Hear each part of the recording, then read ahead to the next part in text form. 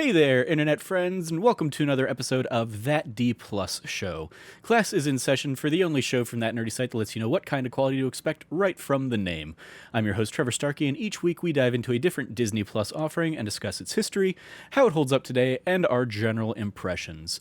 We are smack dab in the middle here of our summer of Star Wars. I guess not like center midpoint, but we're well in to the Summer of Star Wars here, where we're watching and discussing everything in the Star Wars saga, Skywalker Saga, as well as standalone films.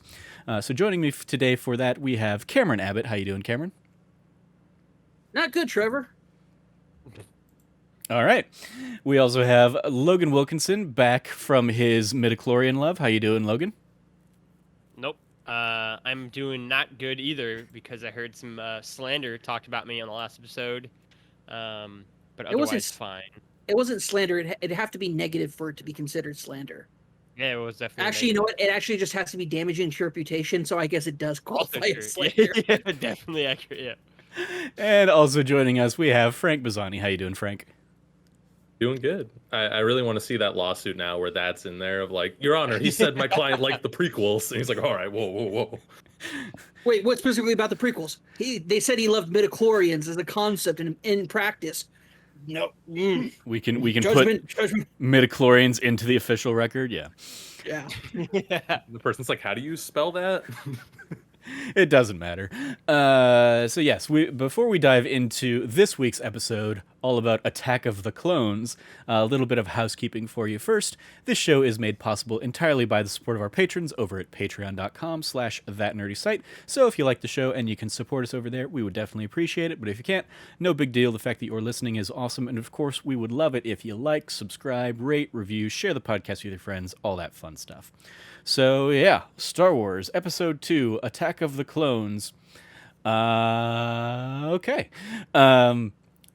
We picked it because it is the next one we have to watch in release order.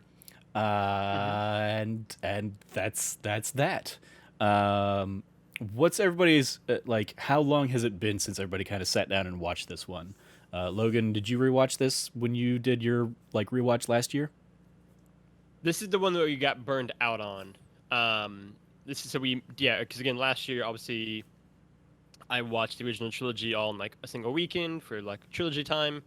Then we were like, great, this is a ton of fun. I loved it. You know, episode 6 made me cry. It's all good stuff. Let's go watch episode 1. Watch episode 1 was like, it's slow, it's long, that kind of thing, right? I didn't obviously talk about episode 1 last week, but like, I don't think episode 1 is terrible. I just think episode 1 is just kind of long and messy for them. But like, ultimately it's fine. Episode 2 is the one that like, I knew going in that it was going to be rough because people obviously talk about episode 2 in a very negative sense, but I probably hadn't seen it all the way through in 10 years. And it was watching it where it's like, I know it's going to be like flashy and very like CGI heavy, but it's like everything. Like everything didn't work in a way that like surprised me last year and definitely surprised Shravia, who was just like, was not mentally ready for what episode 2 had in store for her. Yeah, it was rough. We got kind of burned out on that. We never finished off episode 3. So yeah, I watched it last year, watched it again. I mean, it is a motion picture film for sure. Yeah. It does meet the requirements of the MPAA. Yes, that's indeed. It was theatrically released. Yep. All right. Frank, do you remember when the last time you watched this one was? Yeah, it was a while ago. I think it was about a decade ago. That's like the last time I remember watching all the prequels. I think I did that thing where you just kind of watch them. I mean, and I watched the original trilogy too, but around that same time I remember. But like, it's kind of just watching through the whole saga at that point because all the other movies didn't exist. Mm-hmm. But that's like, it was so long ago that's just kind of how I vaguely remember it. And even back then, Attack of the Clones was my least favorite of like all, just out of all ever of them. And then this time, like, I still don't love it, but there was a couple things where, I mean, it's still my least favorite, but there's a couple things where I was like, oh, that's kind of cool, or like, that's like, could have been a good idea. Like I feel like I got a little bit more out of it this time, trying to look at it through like a critical lens, but there's also just a ton of stuff where I'm just like, why? You know? Like, yeah. Why? Yeah. How about you, Cam? So I have not seen this film in full, like start to finish, um, since I saw it in theaters back in 2002. Really? Um, I don't blame Wow.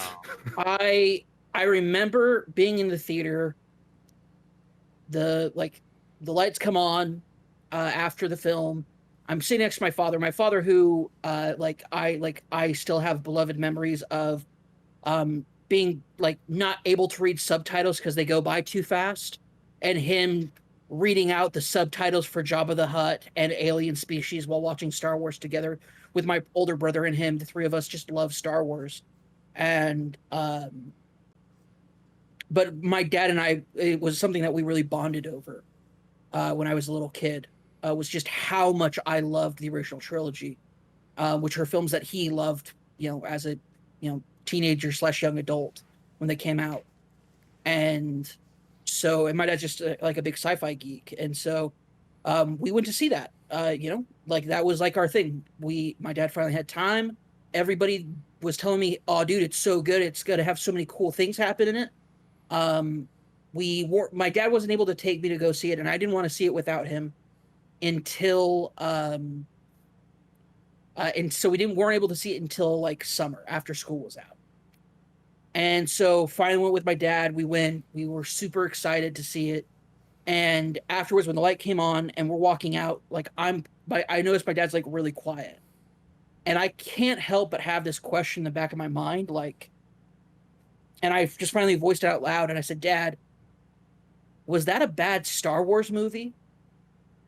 And my dad just like looks at me, nodded his head, and said, "Yeah, Cam, yeah, it was." And like, when Revenge of the Sith came out, my dad and I didn't go see it together. Like, I don't want to say this destroyed like the bond my father and I had over Star Wars, but it certainly, because there were lots of other things about me and my father's relationship that we will not be getting into. Um, that like I don't want to put like oh, that ruined my relationship with my father, but this film, It really did steal your childhood away. yeah, I don't Like, want to say it as stole my as childhood, Logan but likes like to likes to say, but at least it gave you your childhood with those first few movies. Yeah. yeah, You're net neutral. Yeah. yeah, no, for me especially, it was just like a moment of like, oh, this thing that I love can make a bad version of it. Mm-hmm. And like, yeah, and so just it's a bad Star Wars movie. It's just a bad movie. All It's right. just boring too, though. Honestly, So boring. Where for how much happens in it, like for you to Yeah. tell me everyone's like episode one's so boring. I'm like, yeah, but things are happening moment to moment going forward. I mean, And like, I would say there are like a few big things that happen in episode one, but there's a lot of boring in that one too. This one just For doesn't sure. have like pod racing to like Yeah. help break up the monotony in the middle of the movie. yeah, there's nothing to help. Like the things that would help are not the things we get to focus on. It's just like I hate how this is being framed like this is the greatest love story of our time. In the like the film is trying to tell us this is a great love story. And the only thing I'm seeing here is like 100% a human being embodying all the red flags of like dating relationships. Yeah, All the red flags. we'll get into that. Murder in a village of Tuscans. So- Way before that. Way before that. Yeah, like from the off, he's in like super creeper over attached mode. But yeah, so for me, I remember when like the Blu-ray collection came out of the first 6 movies, prior to Force Awakens rebooting everything and all that Yeah. stuff.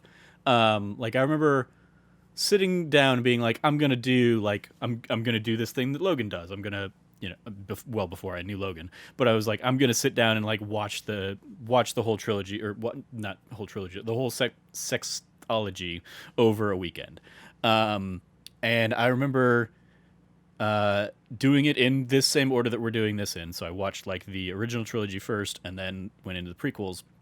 And I remember like tapping out before Phantom Menace even ended. So I didn't even get around to Attack of the Clones when I did that run. I've probably watched it sometime since then. Like maybe when Disney Plus came out, I might have just had like all of the I might have just gone through all of Star Wars and like with it more in the background or while I was playing games and stuff like that. Um, like the thing that sticks in my head is I was probably playing it like or having it on the laptop playing while I was playing through like Jedi Fallen Order. Like that is a potential like this seems really fresh to me. So it clearly hasn't been like 10 years since I've sat down and watched this movie. But yeah, Or almost 20 in my case. there you go. Yeah. But yeah, it's and then as I've been doing for a lot of these, and as I did last week for Phantom Menace, I sat down and watched this one twice this last week. Once to basically like we finished last week's episode or whatever, and I sat down and watched Attack of the Clones and started like putting together the doc and doing the research and stuff. And then I watched it again like yesterday or 2 days ago, so it was just fresher in my mind for when we actually have this conversation. And it's just like I know the movie well enough to know the beats that are coming and everything, but it's also like such an entirely forgettable movie. And it's like it's so frustrating. The thing I will always think of now when I watch this or when I watch The Phantom Menace is the Star Kid Productions show called Annie. That's basically their Star Wars parody show. The same people that did Harry Potter musical, Holy Musical Batman are a couple of my favorites that they've done. Annie is one like it's a funny show, but it's not what I wanted them to do for Star Wars because they focus on Anakin / Vader between episodes 3 and 4, and it's largely like Annie wants to return to his roots, and he wants to go back and be a pod racer, and he wants to win the Boonta Eve Classic again to show Emperor Palpatine that he's worth a damn. And so there's like a lot of like episode 1, episode 2, episode 3 stuff in there, and I wish they had done more parody of episode 4, 5, and 6. But as a result, like that's what I think of when I think of the Sand Line, or when I think of the kiss you never should have given me, or whatever. Like because the guy they have playing Annie does like an impeccable Hayden Christensen accent in like the very stilted delivery that he gives in these movies. And so like I think of that, and there's like a slight chuckle in the back of my head, but I'm also like, oh, but that wasn't even like their best show. So that's what I think of when I think of Attack of the Clones. It is like it's definitely made better by the Clone Wars series, but it's still not great. And like there's just such a level of like, why were those decisions made? Like the Sifo Dyas thing in particular is the one that I always sit there. I'm like, that's like a plot point that you get introduced that never gets explored throughout this. It eventually gets like brought up and discussed, and they like dive into it in the Clone Wars show. But like throughout these movies, it was never like, it's like, why did you overcomplicate that thing? It should have just been Count Dooku, was an apprentice or something as soon as Darth Maul was killed and started this whole thing 10 years ago. Just make that like the path. And instead, as we'll dive into, I was gonna say they dropped the name Tyrannus. Yeah, like, Darth once, Tyrannus, and that's like supposed to be Count Dooku's secret Sith name. Yeah, and it is his secret Sith name.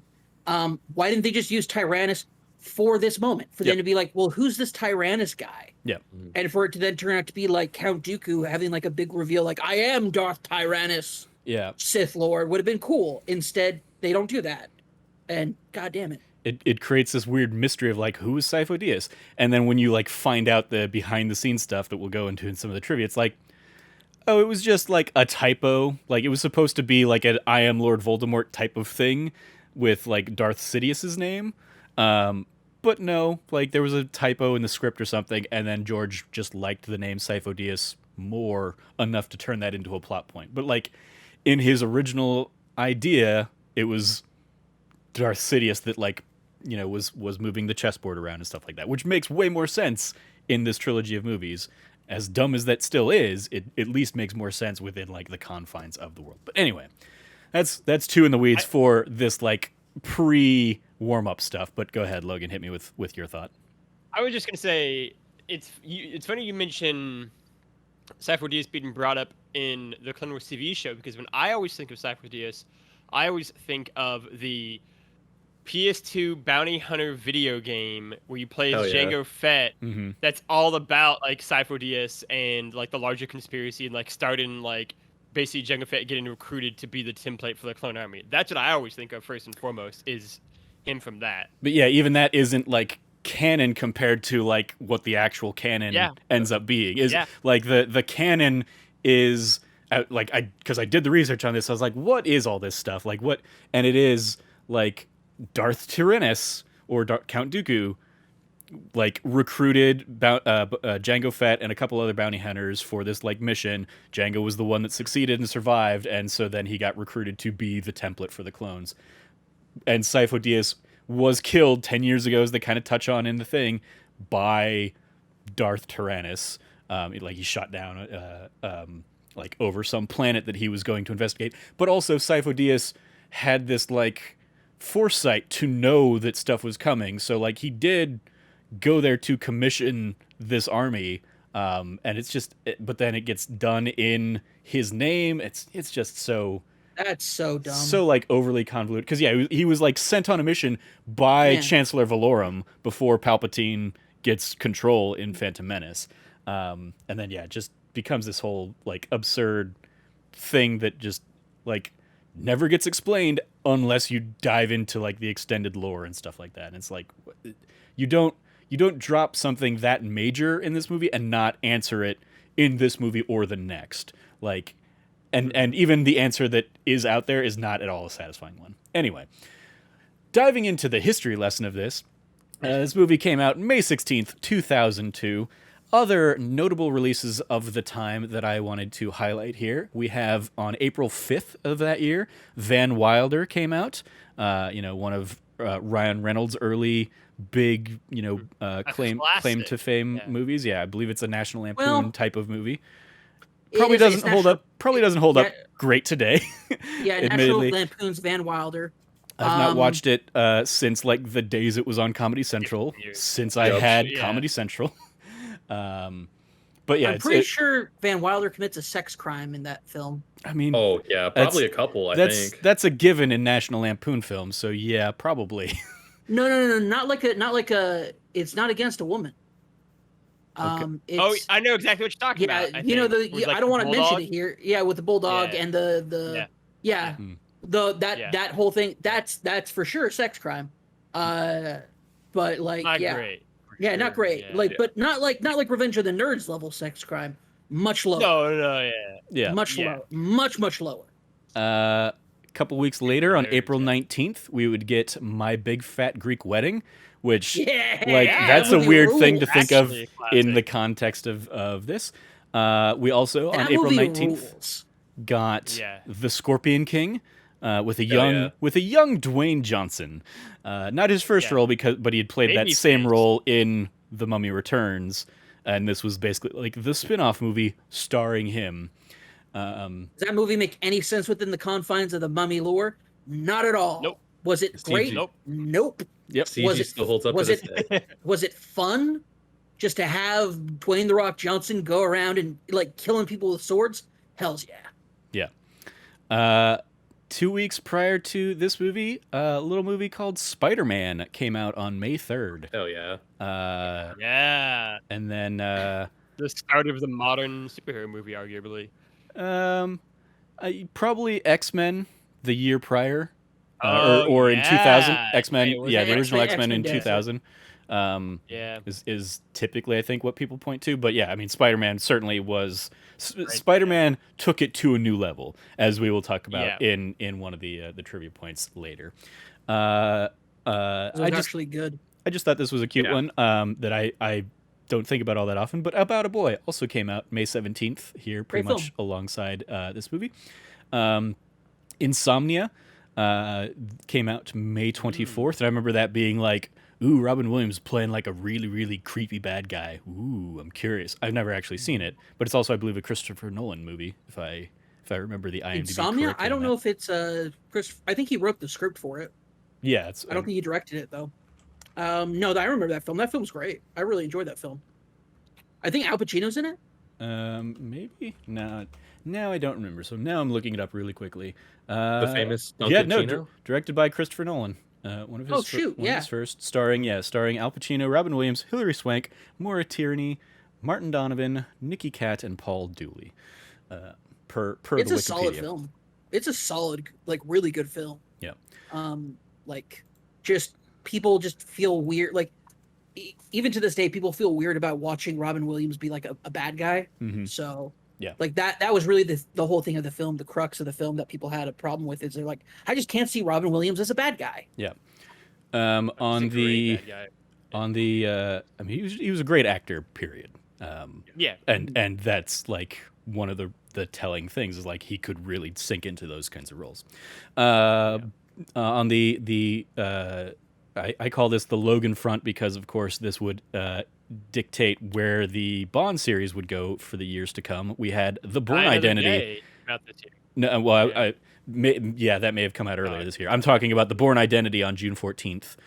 Oh. Yeah, okay. That would go on to Also a inspire great Casino movie. Royale and the Daniel Craig Daniel era. Craig era. And then on the But Disney it side of also things, launched The second best it- Bourne movie, I would say. I would also say it's the film that launched the shaky cam action movie yeah. yeah, For and sure. the trend that we had for a way too long. specific. And, that was specifically the second one, I believe, where Green Glass or something I think came in and took over cinematography on that one. And That's my favorite Bourne movies. Bourne Supremacy, the second one. there you go. Yes, as I am. Logan was correct. Die Another Day did also come out here in 2002, but that was I know my Bond. well later in November of that year, November, so probably, we don't October. care about that. Is the Bourne Supremacy the one where he like rides the dude down while also killing all the guys in the stairwell? Maybe the Bourne Supremacy. I think it's like Is- a great movie. is It's where that he's the one- revealed to have lived. It's where his identity is revealed to at the end of the movie. Yeah, but is it also the one where he what's the word I'm looking for? He assassinates the diplomat in his flashback, and like that's part of the thing, and then at the very end of the film he goes and talks to the daughter of the diplomats to tell them like, no, your parents didn't commit a murder suicide. That's the first one. That's the first one? Yeah. yeah. No, I Yeah. thought the That's first two- one was that's- the one where he like wouldn't shoot the kid or shoot the guy in front of his kid. Okay, I thought that's exactly what you just described. Whatever. No. But anyway, there's a Bourne whole other thing. Supremacy. We're not doing the Bourne stuff, but yeah, director Paul Greengrass took over on Yeah. Supremacy, and that's where the shaky cam stuff really starts. God help um, us, that was a terrible trend. It worked good in Bourne Supremacy. Definitely makes you feel way more in the action. Yeah. When you're seeing that shaky cam stuff alongside like smashing him in the head with books and in close quarters fights and stuff like that. Anyway, this film had a runtime of 2 hours and 22 minutes. And as always in the Star Wars timeline of things, this came after The Phantom Menace, which we discussed last week, which had come out May 19th, 1999, and would come out again, continuing the 3 years between films trend that had started really with the first, the original Star Wars. Revenge of the Sith would come out May 19th, 2005. Director, of course, George Lucas, as we've discussed before, took over pretty much sole directing duties for these prequels. The writers, however, George Lucas did have some help on this one by Jonathan Hales, who helped him out with the screenplay. Jonathan Hales had done a lot of the Young Indiana Jones stuff, as well as the screenplay for the aforementioned Scorpion King movie. I thought that was amusing that he had a very busy summer that year. Starring, we talked Wish he about. wouldn't have. Yeah. We talked about last week, of course, Ewan McGregor as Obi-Wan Kenobi here, Natalie Portman as Queen Amidala / Padme. Taking over the role of Anakin Skywalker from Jake Lloyd, we have Hayden Christensen making his debut in the series. After this or prior to this, I'd never remember this now. Life is a House is a movie I definitely saw Hayden Great Christensen movie. Yeah. in. And I don't remember if I like at the time hated. I think I feel like I saw it before this came out, and then hated him because I was like, that guy's gonna play Anakin, boo. But I might have that reversed. I always mix that up. So let me It pulling was up. probably reversed because Great I liked him in Life Is a House. Yeah. So yeah, Life Is a House came out Saw that first. movie in my film class. Um, So it's one of those, like, if I watched it now, I'm sure I would have a very different take on it. But 16-year-old Trevor that wanted to be Anakin Skywalker was very grumpy that this kid in this movie with Kevin Kline had been cast as Anakin Skywalker, and was like, that's gonna be a weird thing. Anyway, Yeah, I wouldn't say it worked out too well. I mean, yeah, no. He would go on to be in Jumper as well, and He's good in that. he will. Yes, I only put the ones that I like. I feel like he actually gets some like renown and acclaim from. I did not go through the rest of his IMDb, which, I mean, he's, to his credit, he's been steadily working, over the years, doing, a movie every couple years or so. And he will be returning to the role of Anakin / Darth Vader in the upcoming Obi-Wan Kenobi series alongside his castmate Ewan McGregor. So be interesting to see how that plays out. His best movie, Broken Glass or what would Shattered that be? Glass. where Shattered Glass, where he plays the journalist. Yeah. Oh, Yeah, I I think it's his best role that he's ever done. He's super, like, I agree. he's so damn incredible in that film. That film is top to bottom, He's just so like good. Yeah, absolutely Stephen Glass. Yeah, stacked it's- and super good. But It's a great his per- journalism yeah. movie. He's great in it. Yeah. Just top to bottom. Mark Ruffalo's in it, right? Yep. Yeah, he plays his boss, great movie. and yeah, it's great. Like, if you haven't seen it, watch Shattered Glass. It's a when I was at the Walter Cronkite, like, that film was shown every semester in the weekend film stuff, just because it's an all-time favorite. It's absolutely true to the story, and it's super freaking great. Like, cannot, like, and when I saw him in that's when I was like, I saw him in Jumper, I was like, he's pretty good. I saw him in Shattered Glass as a teenage, like, in my early 20s, and I was like, this is an incredible film, and he's incredible in it. What the like, George Lucas, like, you bastard, like, jeez. I see Mark Ruffalo nowhere on this cast list, so I think you're thinking What of did I think somebody was- else. I must be but- thinking of somebody else. What am I thinking? Someone Oh, else is Mark above. Ruffalo. That's a great Mark movie Ruffalo's either in way. Spotlight. That's what I was. that'll do it. Also, A Very good different film. a good Very different film. good 15 years apart there, but Sure. um, But I was thinking journalism movies. My bad. well, there you go. Shattered Glass as well. That's just one I did not remember or see. So, we talked about the character earlier, but as Count Dooku / Darth Tyrannus, you have the venerable Christopher Lee, who was iconic as Dracula, coming up during the 50s, 60s, 70s, around that time. For the Logan corner, he was in The Man with the Golden Gun, making the He has a ton of fun in that role. Yeah. Oh, he's so great in it. That's one of the best Bond movies, or at least my favorite. Like, I love him in that island and all that. and then right around What the- I always say oh, for Man okay. with the Golden Gun, if I can have my 30-second James Bond pitch, what I always say for Man with the Golden Gun is that, like, the movie itself, objectively a bad movie, but they all have so much fun with it that it's like, look, like, this is not the best James Bond movie, but it's like a shit ton of fun because it's like, it's so bad, like, not any of it works at all. The story is messed, everything, but like they all have a blast just playing these like totally Isn't ridiculous there a characters. car that turns into a plane in that film? That is in, I think, either Spy Who Loved Me or Moonraker. There's this the car that turns into a plane. In Spy Who Loved Me, there's a car that turns into a boat. I know that. Okay. Oh yeah, no, I think it's I think it is The Spy Who Loved Me, because I think they Yeah. get into a barn at some point and then they fly the car out of the barn and then Jaws Yeah. is there. I'm pretty sure. Or no, that would make it Moonraker. That'd make it Whatever, Moonraker, it doesn't matter. It's fine. It doesn't matter. I wanted to bring that up because I'm like, I remember there being Man with the Golden Gun. It's awesome. He's fantastic in it. He's also, I'm sure Trevor wants to get back to his credits, so I'll stop. I just remember the Golden Gun being OP in Goldeneye, of course. Oh yeah, Yeah, but it only Um, has one bullet. that's- That's yeah. what makes it fair. Yeah. that's the trick. I mean, but like when you play Golden Gun only or something like that, it's like, yeah, I'm sure that'll do it, but anybody will kill you. Also around this time, he was of course he was playing Saruman in Lord of the Rings, a series that of course was also very near and dear to his heart. Playing the role of Jango Fett, we have Tamura Morrison, He's an who awesome dude. would go on to be in Green Lantern. Poor guy.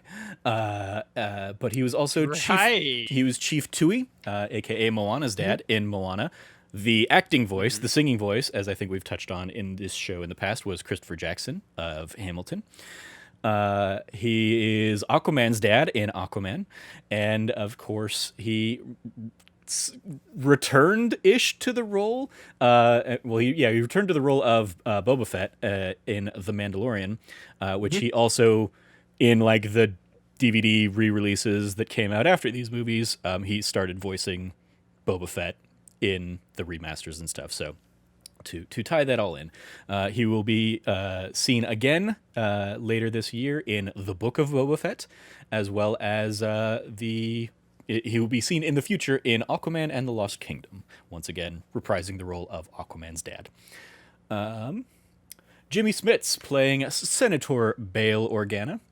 Of course, made his name, really kind of hit it off in NYPD Blue, but then Logan, of course, knows him quite well from The West Wing as Congressman Matt Santos. He was in one of the good seasons of Dexter before like it just fell off a cliff. Yeah, he was. Miguel Prado in there ends up kind of spoilers taking trying to like become an apprentice to Dexter, but then going off the deep end as you do. And most recently and currently can be seen in The Heights, either on HBO Max or in theaters. Also, I think he was in the first couple seasons of what's that film on ABC about the housewives? Desperate Housewives?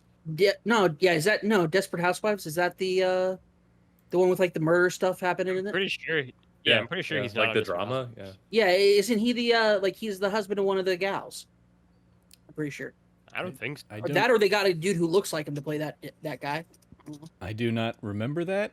Admittedly, I never watched that show though, so I can't. I was thinking of the show with Terry Hatcher. Yeah. Yeah, it's Desperate Housewives. I'm almost positive he's not on Desperate Housewives. I'm looking. I'm scrolling down real quick. I'm probably wrong. It's fine. Not seeing that. I think you're thinking of somebody else. I must be, but yeah. He's also in Brooklyn Nine-Nine though. He plays Amy Santiago's father. Oh, there you go. Oh yeah. I haven't seen that show. I haven't seen that show post season 3, and so I know there's like a massive metric ton of spoilers that I've just been avoiding for years. So, okay, you should finish Brooklyn Nine-Nine. I should. Yeah, final season. There's a lot of soon. things I should watch. Rounding out, going through the rest of the returning cast, we have Ahmed Best, of course, back here as Jar Jar Binks. He's also, a couple of these other people also play people in the bar scene where somebody tries to sell Obi-Wan death sticks, kind of getting them physical cameos. Anthony Daniels being one of those people, of course, back as C-3PO. Kenny Baker as R2-D2, Frank Oz as Yoda, Ian McDermott as Senator Palpatine, Samuel L. Jackson getting a little bit more to do in this movie as Mace Windu, and then the last little bit that I like to pull in here, just some of the random, either before they were big or just other miscellaneous characters. You have Rose Byrne playing Dorme, one of Amidala's body doubles in this one, who would go on to be Moira McTaggart in the X-Men First Class film, and that line of X-Men, and then Joel Edgerton and Bonnie Peace as Owen and Beru prior to their aunt and uncle status, and they as well will be returning in the upcoming Obi-Wan Kenobi series. So, sick! That's gonna be awesome. Trivia time. Diving into the trivia. I started doing this, Logan, last week. Just I know it, but I didn't put it in the doc because I want to quiz people. Who has a bad feeling about this in this movie? Anakin. And at what point in the movie? Way late in the movie. Mm-hmm. It might be the latest time somebody says I have a bad feeling about this. It's when he sees the rhino monster get brought out in the Coliseum. Yeah. Yep. In the lead up to the Coliseum fight. like, "Oh, Master, I have a bad feeling about this." Yeah, you might be right. It's up there. I know it's really late in Rogue One as well. Probably not this late though, given that like Oh, that's right. When he lands and he's like, and they successfully land, he goes, "I got a bad feeling about this." and actually no, Yeah. in Rogue One it's actually played as a like a nod and a wink because it gets cut off, like the line gets cut off. Oh, okay. K2SO has it in that one. But forget I said that for like a month or a month and a half from now when when that comes back up. I will. I started adding this as well last week. In the galactic timeline, Attack of the Clones takes place in 22 BBY, before the Battle of Yavin. So 10 years following the events of the Phantom Menace. Other notable events of 22 BBY: Lyra and Galen Erso are wed. Speaking of Rogue One. Oh, And Anakin is knighted and will take on Ahsoka Tano as his Padawan, which we will eventually see. We'll eventually see part of that story in the Clone Wars film. During rehearsals and filming of Count Dooku's lightsaber battle scenes, a small model of Yoda was used as a reference point for Christopher Lee. The model, however, was slightly altered to have vampire fangs, to which Lee's amused response was, "I will not comment on that. I didn't think you would do this to me, George." The fangs were likely a joke at Lee's expense for his performance as Count Dracula in Horror of Dracula 1958, as well as several other Hammer Studios horror films. When Jango Fett gets into his ship after his fight with Obi-Wan, he bangs his head on the partially open door. This was intentional, and is a reference to the famous goof in A New Hope, where a stormtrooper accidentally bangs his head on a door. So, Lucas pays attention to that kind of stuff, but Sifo Dyas just... Similarly, and I call bullshit on this one, but according to George Lucas, Obi-Wan hiding in Geonosis' asteroid field teaches young Boba Fett a lesson that he uses to his advantage 30 years later. During adulthood, having learned how Obi-Wan hid from him and his father, Boba knows the trick Han Solo is using to hide in The Empire Strikes Back and is able to find him. Except he doesn't see that Obi-Wan, like, hit on an asteroid. Like, we, the audience, see that he hit on an asteroid, and it's a cute little nod to Empire Strikes Back, but Boba fell victim to that ruse. He does not, like, ostensibly, like, unless he, like, pieces together after the fact, oh, he must have been hiding in the asteroid field on an asteroid instead of, what the Millennium Falcon will do of hiding on a Star Destroyer. Yeah, it's George Lucas doing that George Lucas thing of like, yeah, it's like poetry, it rhymes.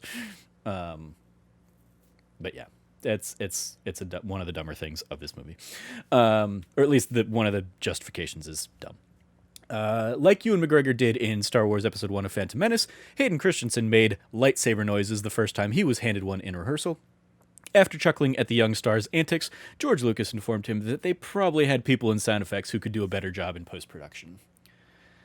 This one, this was the first time I feel like I'd heard this or seen this. The entire aggressive negotiations conversation during the dinner scene between Anakin and Padme was ad-libbed by Hayden Christensen and Natalie Portman at George Lucas's request, due to his not being happy with the romantic dialogue he had written for that scene. So he at least knew something was, like, bad to cut it out and let them just try and go for it. And admittedly, like, that scene does have a different feel to the rest of their relationship. It feels playful and fun, and like flirting over dinner, like that fits super well with like that, like, and then it's followed up by like one of the creepiest scenes in the entire relationship. So, as I alluded to earlier, this was the first Star Wars film that was not the top-grossing film of the year in North America. It placed third after the aforementioned Spider-Man, as well as The Lord of the Rings: Two Towers that would come out later that year. Shit. Yep. I mean, that's a much better Huge movie. year. So Jesus, 2002. God. Yeah. What a stacked year, man. Per IMDb, like the IMDb trivia was like, it's the only Star Wars film, and I'm like, I didn't actually look into it, but I feel like some of the others that may have competed up against like Avengers, Endgame, or Infinity War. Yeah, I was might have also lost out, and that maybe just might be an outdated trivia thing. So I know that Force Awakens obviously was the biggest that year. Yeah. I'm trying to think what came out Last Jedi's year. That's It might have I, been. I specifically changed the trivia to say the first, just in case another one. I mean, Solo, for Rise of example, Skywalker is one that Solo I would definitely say was the most not the highest Oh, ranked sure, one of yeah. its year, Yeah. so it Yeah. clearly is not the only one anymore. Anyway, we sort of touched on this a little bit last week, I think, but the trivia for this film at least identifies it as thus. Because he wanted to be able to identify himself during the Colosseum scene, Samuel L. Jackson specifically asked George Lucas if he could have a purple lightsaber. Lucas replied that Jedi lightsabers were only blue or green, to which Jackson said, "Yeah, but I want a purple one." Lucas said he'd consider the request. Jackson said he didn't know how it would turn out until he went in for reshoots, which is when Lucas showed him the scene containing his purple lightsaber. And that's what I got for the trivia on this one. So let's dive into the meat of the episode. How does it hold up? And what did we think about it? Cameron, hit me with your thoughts first. Well, I'll put it this way. With where I first saw it when I was younger, it holds up to that standard. That being said, it's a steaming pile of shit. All right. Frank, what are your thoughts? Yeah, I mean, like, it's definitely, I mean, I think, like, we all know it's definitely a bad movie. I think it is. I hadn't really thought about it in this context, because I usually think about it as, like, oh, it's the worst prequel. But now I'm like, it might just be the worst out of the Skywalker saga. Like, I think this is worse than anything in the sequel trilogy, probably, which is just a thought I hadn't had until literally right now. But, like, I mean, if anyone wants to defend Attack of the Clones, have at it. But like, yeah. that's where I'm just like, but rewatching it now, even with a more critical eye, like, I still don't like it, but there's still some things where I'm like I said earlier, where I'm like, oh, that's cool, or like that, even if it Yeah. all ends with like, that could have been done better, it should have been better, or like, why did you do it this way? It's like, there's still some small things where I like, so this time rewatching it, I'm like, it's not 100% all bad for me, but it's still like 90%. Yeah. Logan, what do you think? I like the movie the best, which is damning it with faint praise. But I mean, I don't think it's good for sure. I think I have a less visceral reaction to this movie than I will to some of the sequel movies we'll get to later on. Let's I like, don't all know of if I that think is it's the worst tied one or not. We'll have toward. to, like, I was just gonna say, all of that is tied to your love of the character of Luke Skywalker, which is not a factor of these Sure. movies. So they can't Sure, have yeah, they right? can't So have it's- changed it- that character for you. And so, but not even that. Like, I mean, I think, right? Like, I don't think Attack of the Clones is great. Like, I think it's a flawed movie that doesn't have a lot work. I think it is very uninteresting for large stretches of time. I think this is the movie where the over-reliance on CGI really damns it for watching it down the line. I think it doesn't hold up well. I think it is clearly the weakest piece of the prequel trilogy, the one where it feels like this is a story that maybe could have been told in 2 movies, but we needed a middle part, so here it is. I think all of that's true. Having said that, right, like, I don't hate the movie like a lot of people do. I think it's not good. I think it is certainly in the running for being the weakest movie in the series. It will easily be at the bottom of rankings today. I just wish it was more of like everything almost, right? Like, I wish Anakin and Padme's storyline worked better. I wish Hayden Christensen was able to deliver the performance that he's clearly capable of as Anakin, but just isn't able to do it. I wish there was more happening in the entire second act and arguably first act. I wish the entire final part with Count Dooku and Yoda maybe didn't happen, but certainly happened differently. But, you know, there are seedlings in there, like Frank said, that I do find interesting to release, right? There are a lot of really cool half-baked ideas that I'm like, oh, that's really interesting. And some of those were picked up later on in the Clone Wars series and developed further. Some were left by the wayside. But, you know, there's a lot of promise in the movie. And while I don't think you get like extra credit for being ambitious, especially because I don't think the movie is ultimately that ambitious, I just think it has a lot of half-baked ideas. Some of them I find really interesting, right? And at the end of the day, it still has Ewan McGregor as Obi-Wan, and Ewan McGregor's Obi-Wan is fantastic, and so I'm happy we got that. Yeah, I mean, for me, that's like the only thing that mildly saves this movie is Ewan McGregor, but then like Yeah, Ewan McGregor is sure. off on a side mission and just like talking to CG characters or Django eventually. And like even the like there's promise in that side plot. It just Yeah. falls by the wayside because of this whole weird Sifo-Dyas mystery that also gets introduced. The Dex scene that we've maligned, I think, in a previous episode, the diner scene. It's like, well, that's a weird thing that's never going to come back.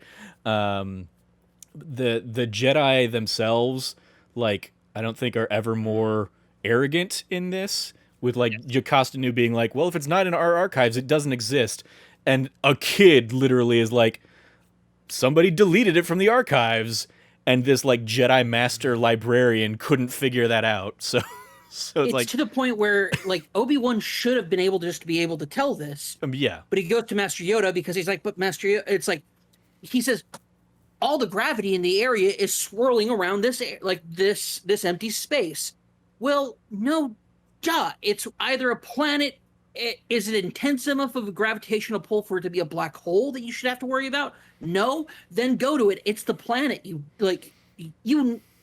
had all the clues in front of you. It took a kid to be like, maybe this library that's been available for tons of people, somebody deleted it. and that's exactly what happened again in the like expanded lore. Darth Tyrannus / Count Dooku absolutely deleted that out from the library. It's like, duh, of course that's what happened. So yeah, there's just stuff like that, and then there's just so much like needless stuff, like the sequence of Anakin and Padme, and then also 3PO and R2D2 in the like the droid factory. I'm just like, why does this That exist? droid factory is This possibly my least favorite part of this film, and that's saying something yeah, because it's so long and it just accomplishes just absolutely nothing that it couldn't have accomplished so much quicker, except to do this dumb thing with C-3PO and a battle droid mixing each other up, making me wish that Jar Jar was here.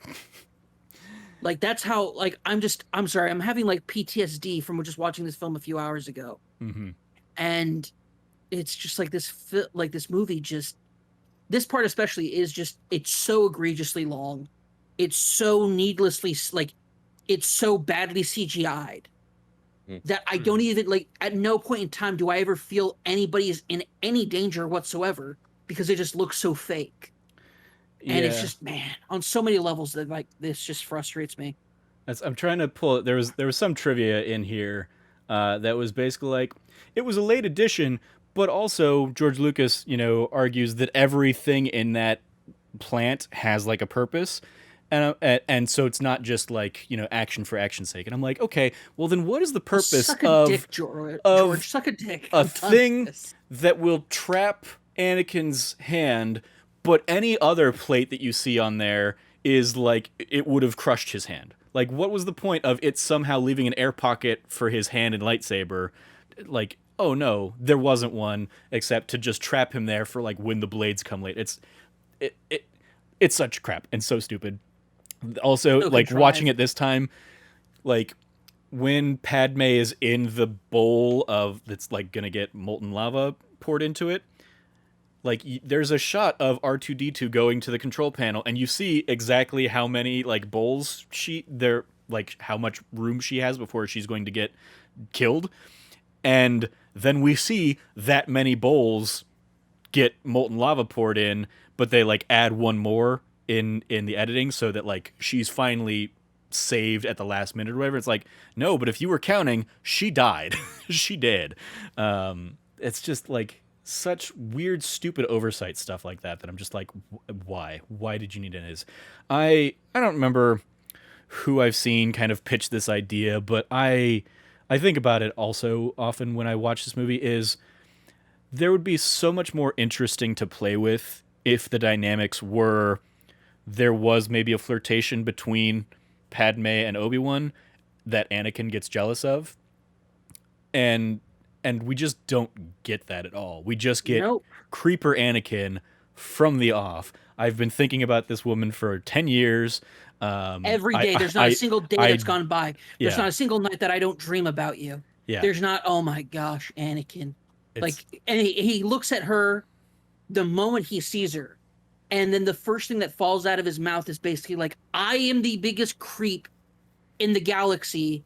I can't stop. I've never stopped. You've grown just so much more beautiful. For a senator, I mean. What the fuck does that even mean? Yeah. This dialogue's just so bad. The dialogue might just be the worst thing this film has going for it. And that's saying so much because I don't know if that's true or if it's the CGI. And they're both such absolute dog shit tier levels of terrible. Mm-hmm.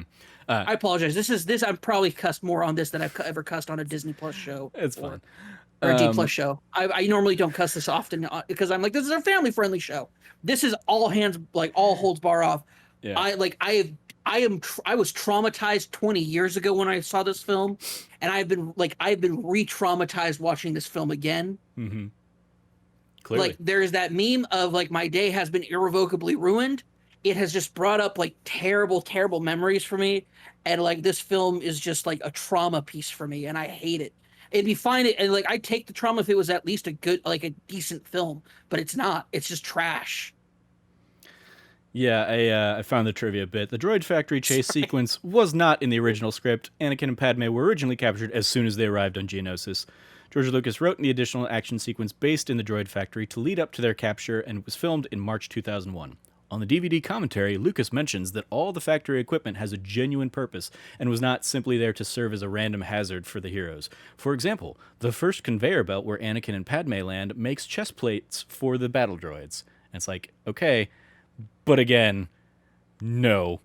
not all those things served a purpose, and if they did, like, they didn't need to. They didn't need to be, like, that whole sequence is just overdone fluff. We also get into this area that it's fascinating because I definitely didn't think about this at the time, but replaying Mass Effect recently, Mass Effect brings this up in the third game. The idea of, okay, you've got 200,000 clone troopers ready to go, ready to fight in this war, and like another million on the way, and then suddenly like shitloads of troops, like ships and stuff, show up on Geonosis. Like logistically, how did that all happen? Because this, like the Senate did not know this thing existed until like a day ago. So how did they get troop carriers like all ready to go over to that's fucking the Kaminoa, or Camino rather. Sorry, Camino, and then over to Geonosis. It's like, how did like, yeah, no, this doesn't make sense logistically. Like, would not have worked. But again, that's clearly not what George was thinking about. And as kind of you touched on there a lot, Cam, like the dialogue is so bad throughout this film that like the actors didn't have anything they could do with it, and they suffer because of it, and performances suffer. And it's just like George Lucas clearly doesn't understand how people talk. Like, no. he has been so isolated in his bubble of like, you know, celebrity or just fame or people not saying any like no to him or anything, that like if he thought like this is what a romantic relationship is, I kind of am like, thank God his wife got away, because it's like a little terrifying what he like. We shouldn't think of Anakin as like the worst person in the galaxy until he becomes Darth Vader, and he's kind of already there at the beginning of this movie where he's just like already ready to like murder things. He's ready for dictators to take over and stuff in the thing that has now led to the latest, you know, Anakin Padme meme that suddenly is like found this resurgence on social media. And then the murder of all the Tuskens, like the women and children too. He just like has no sympathy for what he has done. And it's just like, how are we supposed to like this character? Again, going back to what I said in Return of the Jedi, George Lucas clearly thinks these first 6 movies are the rise and fall and then redemption of Anakin Skywalker. And he's just been bad from the off. Like, he was bad and annoying in Phantom Menace, but he was also a kid, so you're like, okay, whatever. He's a stupid kid. Fine. He's like 8, Yeah. sure. But yeah, now he's just like, he's got power, and he's like, you know, been training for 10 years and is still kind of a crappy Jedi at that. Despite And on everybody top of that, telling like- us that he's like the best, most powerful Jedi. Yeah. He's way too headstrong and like has learned clearly nothing from, you know, Obi-Wan really. So it's But like, what's crazy yeah. is also on top of all of that, like, it's like you took his personality from Phantom Menace of it, like a kind of like snotty, bratty 8-year-old kid who's too big for his britches, which works for an 8-year-old kid who has like is trying to get to like the pod race. Like, it fits for the character of an 8-year-old child, but to take that same personality and give it absolutely zero growth over the course of a 10-year time gap just feels so terrible. And on top of that, he's like an 8-year-old kid going, are you an angel? And like doing it like innocent and dumb is fine. But for him to be like trying to play off like innocent and dumb as like an 18-year-old is creepy as hell. And I'll say it, it's super incel-y. It's super incel-y. yeah. In an order of vassals, voluntary celibates, he comes off being super involuntary celibate. So, or involuntary celibate, I should say. Like, super incel-y and really creepy, and like the cringiest lines. And what's crazy is we've seen George Lucas do better, and it's like and really what I think it comes down to is you don't write anything for 20 years and then you get back into the seat and you write The Phantom Menace, which you didn't even finish while this film was on, like, in production. Like, you finished it during production. And on top of that, you have, and this one he had like a partner, like a screenwriting partner. Yeah. And it's just like, geez, dude, like, you haven't written romantic dialogue in 20 years. You bring somebody else in. And even that, like, the sucks. romantic dialogue of the original trilogy isn't like it gets by a lot on Harrison Ford and Carrie Fisher. And that's Sure. it. But even then, the romance between Harrison Ford and Carrie Fisher is until the second film, which she didn't pen the screenplay for. Yeah. Even so, like, on top of everything else, like, you know, his I think American Graffiti has some romantic dialogue in it. I haven't seen that movie in a long time. I should probably watch it.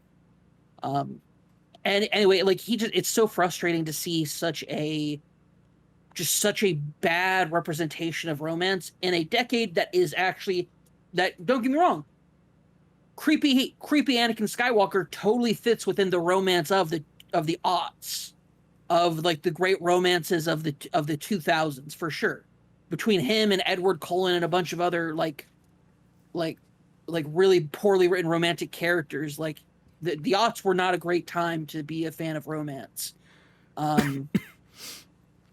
Sorry, I'm looking through the trivia, and I just saw this, which is very clearly the first time I've ever seen this because I'm laughing hysterically at it. So the character that sells the death sticks, apparently that character's name is Elon Sleazebagano. Yeah. Spelled sleazebag ano. Yeah. And then basically there's a trivia note there talking about he would go on to play mouse. I never knew that character's name. Yep. Was that pathetically stupid. I did. And terrible. It's like, what? Oh my God. I need you to understand, I did everything I could after seeing this film to try to rectify like the good that could come out of it. And there's some good. I'll get into it when we talk about like lightsaber combat later. But by God, this film just like has like some of the worst shit in it, man. Yeah. Let's try and find some bright spots in it. What are some of our favorite moments from this film? Frank, I will throw it to you first. So again, I'll preface it with like everything I like I still think could have been done better, but I will say something I liked as a kid watching these movies and something I've seen I still enjoyed is like the Colosseum like set piece. I thought that was fine. Agreed. Because like even as a kid, like that was like my favorite moment of this entire movie, and that was like one of my favorite moments of like the prequels, and it was also incredibly fun to play through in the Lego Star Wars games. Like that was just an amazing level, and like there's something about, and I was thinking about it this time too, is like we don't ever really get it again on that level of just seeing a bunch of Jedis all fighting at the same time. Like this is like the only time we really get that I can think of. Yeah. Like, And they're all doing this. Yeah. All of them, every single one of them, just doing this over and over again as they run through a bunch of Cam's so bitter about Attack of the Clones. Sorry, I'm sorry. I do have things I like about this film, I promise. For audio listeners, Cam was just kind of flailing his arms. I was doing the figure 8 motion that everybody does with the lightsaber the first time. And anyway, sorry, Frank. I'm sorry. I mean, speaking to the Coliseum bit, I definitely yes, it's one of the better action sequences of this, even before we get like all the Jedis though. But I also like it because that is a moment where I'm like, hey, yeah, Padme like proves that she can hold her own and stuff. And then there's that weird thing of like the monster like slashes her, and suddenly she just has no like bottom of her shirt, and it's just like Natalie Portman midriff time, which. As, again, 16-year-old Trevor, I was completely fine with that. But now as 36-year-old Trevor, I'm like, that's really weird and doesn't really get explained. Like, you see it, like, the slash happens, and then you see, like, fabric falling, but it's not like the fabric was, like, cut all the way around. Like, she only has claw marks on the back. So, like... It shouldn't have done that. Yeah. It's a weird, like, costume change, effectively, and it's a little too male-gazy for, you know, the my taste these days. She literally goes from like, I'm not even joking, dude. Like she goes from like full like top to like head to foot garbed over heavy garb to wearing some of like the dress she wears to the dinner scene. The dress she wears to the dinner scene after being like, I shouldn't have kissed you, but I'm going to go ahead and wear possibly like the only outfit that you could probably say shows more is the metal bikini from Return of the Jedi, because that dress cuts so low. I remember that, like that one, especially being weird because like that I feel like was one of my early introductions to like the idea of like what is S&M, because that's how people describe that outfit. And then like if you actually see that outfit like in one of the Star Wars books or whatever in like full figure, it's like a much more flowing gown at the bottom or whatever, but because we're only seeing it from basically like the boobs up, it just really looks out of place in the rest of that. And when they're sitting on the couch and it's like just heaving and it's got like the choker thing basically. Yeah, the choker thing too, and it's like heaving the breasts right in front of Anakin, and it's like I'm like, this is so like, if you wanted to if you wanted to make a guy not fall in love with you, like at least wanting to like be with you, wrong dress to wear 100%. God, just like the male gaze issues with like some of her outfits in this film, including the midriff scene, is just like really bad, man. It's really, really bad. Yeah. I was trying to find it. I know I saw it somewhere in the trivia, but there's an idea that basically Padme is the best shot of like most people that we see, and this is great. This is a nod to the fact that Leia ends up being a pretty good shot. You know, obviously, future spoilers, but the offspring helping make that make sense. So. Yeah, no, I will say I love the Coliseum situation. Whether it's the moment that hey, we're about to die, so listen, let's just be honest with each other. Like I love you. Also, Anakin doesn't say it back to her. Granted, he's made it very clear that he's obsessed with her throughout this film. Doesn't ever actually show love. They get there to the point where, but then they have that really nice kiss silhouetted. It's shot super well. They get pulled out. Obi-Wan's already there. They get chained up, and like you get like some actually like you get wonderful Ewan McGregor like bouncing comedic timing off of like Hayden Christensen's just like icy terrible acting, and just that terrible performance, and just bouncing it off like a racquetball, like just like we came to rescue you. Looks just perfect timing, looking up at his chained hands and being like, well, you've made it, like, you did a great job of that, or like you're not making much progress on it, or whatever he says that's quippy and good. During this entire time that they're talking back and forth, immediately as soon as Padme's chained up and the guards leave, she has a hairpin out and is like getting out of her manacles, just like she's good. And it's like, I'm so glad, like, they do such a great thing of like making Natalie Portman look like a badass action star in this during this sequence that I just love. That like she's just totally taking care of herself when Anakin, especially Anakin, can barely keep himself alive during this scene. Obi-Wan's struggling because he actually has to fight against this like demon bladed legged monster that is intent on, instead of biting him, easily killing him, trying to stab him with his legs, which makes no sense. I always, whenever I see that creature, I think of it's a deep cut, or maybe not so deep cut, Final Fantasy monster from Final Fantasy VII called the Materia Keeper. That's basically like that same kind of like thing. Like you fight it in Mount Nibble, and it's just like, yep, like spider but sharp legs and stuff. And I'm just like, yeah, it's pretty much the same design. And I went back and like looked at it. I was like, yeah. So I look forward to fighting that creature in the eventual, remake 3 or 4 or whenever we get to that point of the story. But yeah, like I agree with Frank on it though. Like that is the Coliseum fight scene is great. Just when Mace Windu walks in and he just says, "It's over," like that total moment, and where it's like, and also I want to mention this point to say Christopher Lee is an absolute human treasure. The fact that we've lost him is the fact that we had him for such a long time through so many incredible roles. Is like, it is our honor as the human race to have had him be a part of us. I love Christopher Lee so much, and he kills it as Count Dooku, which is otherwise a boring, I don't even want, like, paper thin character. Like, Count Dooku is a paper thin character. His character, like his description sheet, everything about him is probably half a page long and is terrible, but Christopher Lee brings it to life.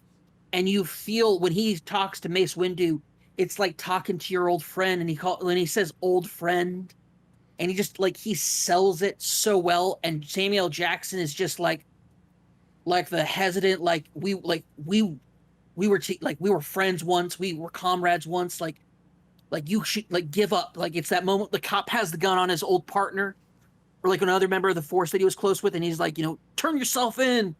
Like it's that great, awesome moment of that tension, and then it's immediately lost with how they carry that forward. But, but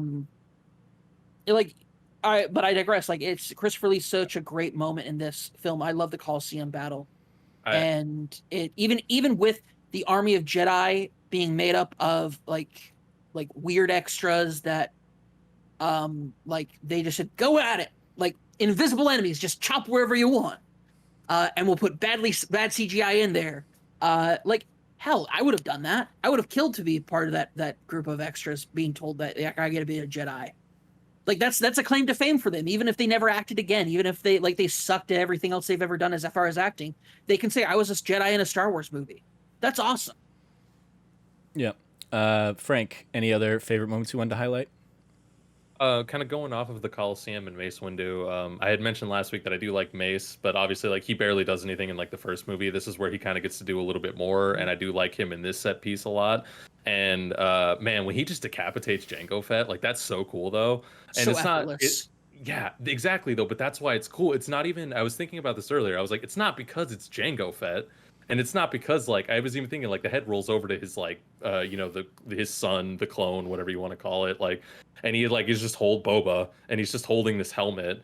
But I'm like, the part that was so cool to me is Mace Windu just one swipe like Sephiroth just takes this dude's head off.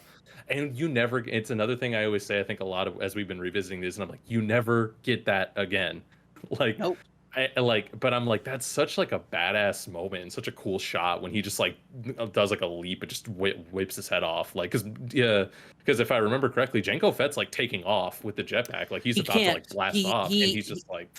So here's the thing: Jango Fett would have like launched off with the jetpack, but he had been trampled by the Rhino, creature, and that damaged his jetpack. It wouldn't work. Yeah. So he's trying to launch up so that he can get that distance, but because the Rhino, like, here's the thing, like, Jango Fett's awesome.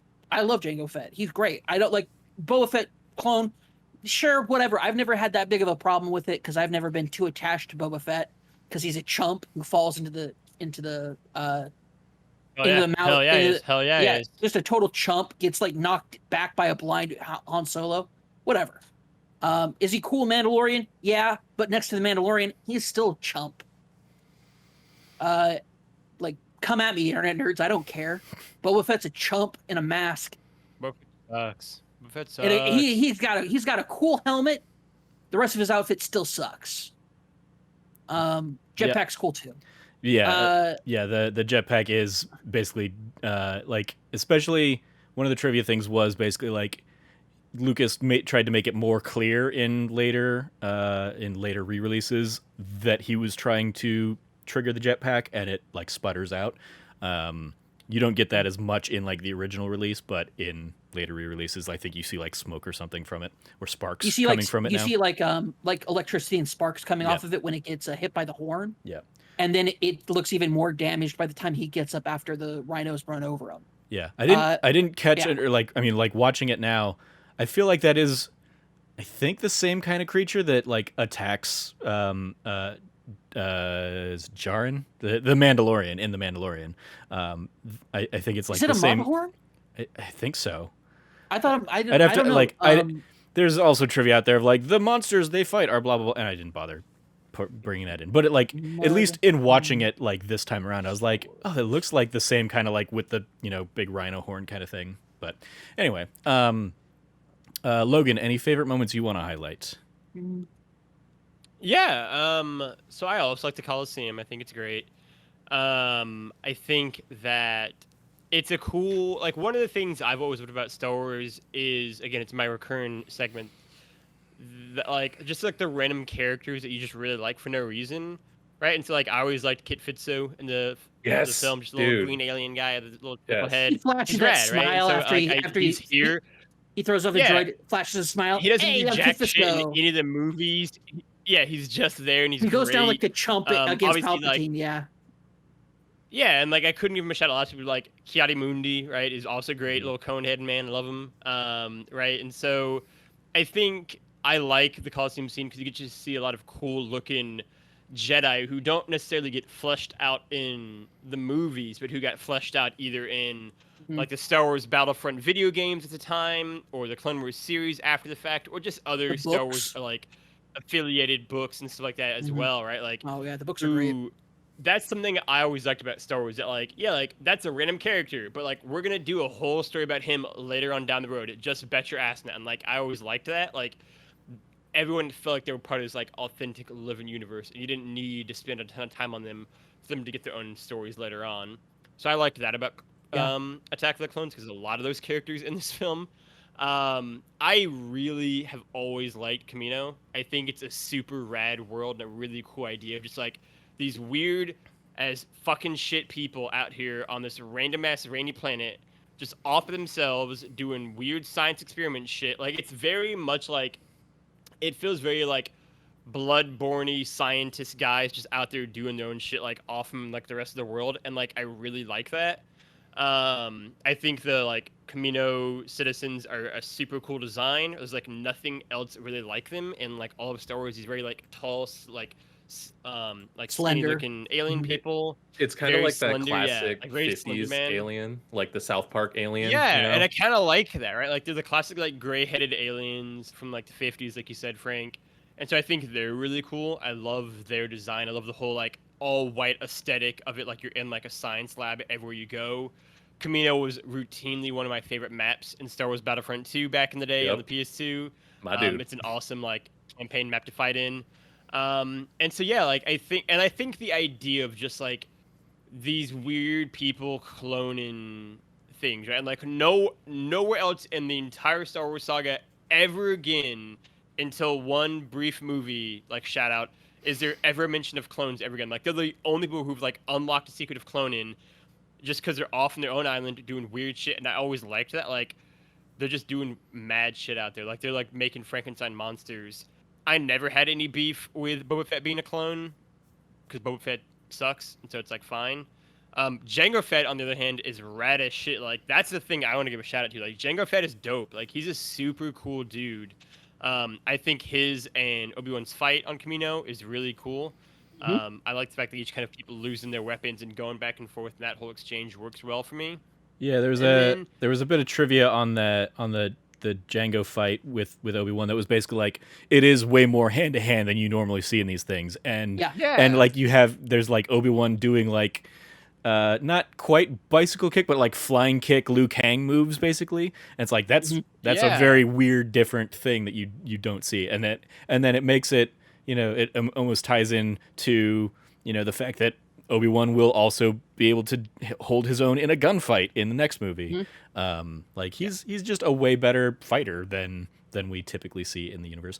I also want to mention just real quick while talking about Kamino, the Kaminoans, or Kaminoans, I think, as Dexter called them, have an appearance more reminiscent of traditional extraterrestrials than other aliens in the Star Wars franchise. George Lucas has stated this is an homage to his friend Steven Spielberg and his work on Close Encounters of the Third Kind. Oh, okay. That's super cool. That makes me like it even more. That's dope. Yeah.